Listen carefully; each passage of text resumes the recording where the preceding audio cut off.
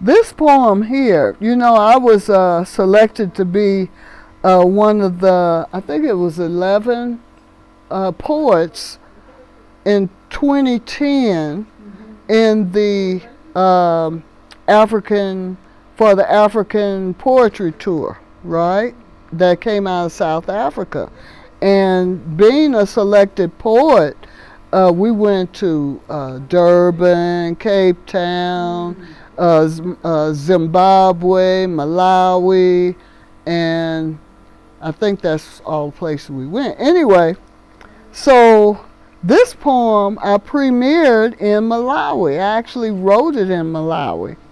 And you know how they give having facial hair for women a bad rep, when actually that's very, very normal for us to have facial hair, especially when we start getting older, right?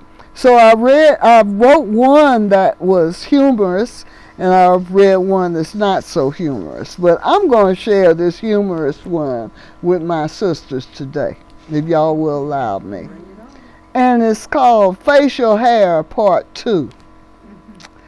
I don't like the skin on my chinny chin chin when it starts sprouting hair from deep down within. I'd love to use hate, but that's too strong of a word. Dislike, don't like is all so absurd to think that those follicles sprouting out of my chin cause such concern angst to the skin that I'm in.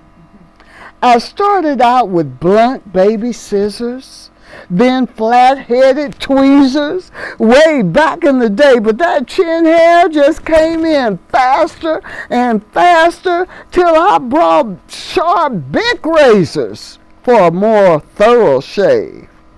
Talking about traumatized, ain't no way to romanticize when your man feels your rough hair on his smooth shaved skin.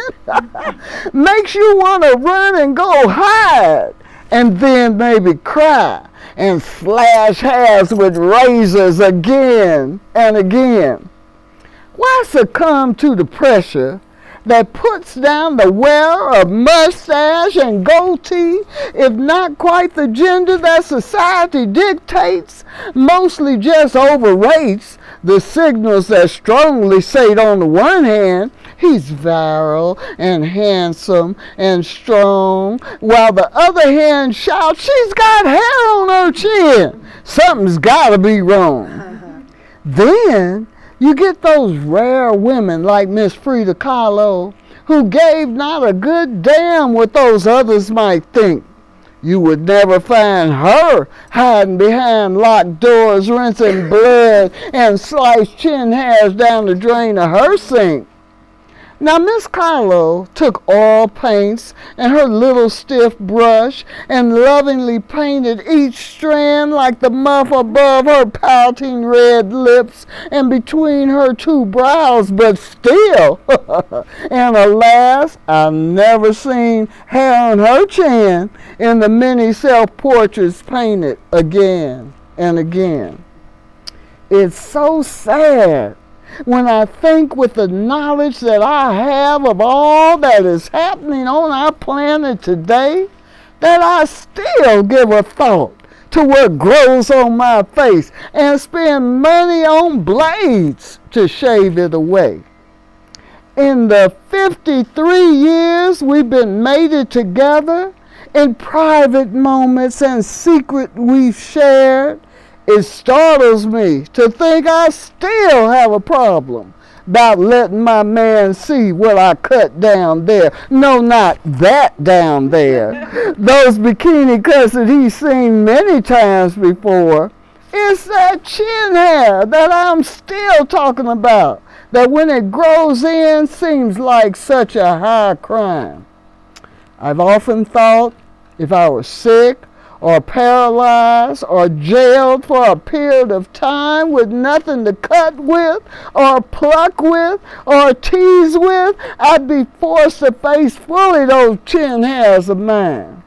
When I look in the mirror these days, I'm startled to see More than 24 gray hairs staring proudly at me. Gray in my eyebrows, my mustache and chin. Nobody ever told me of this fix I'd be in.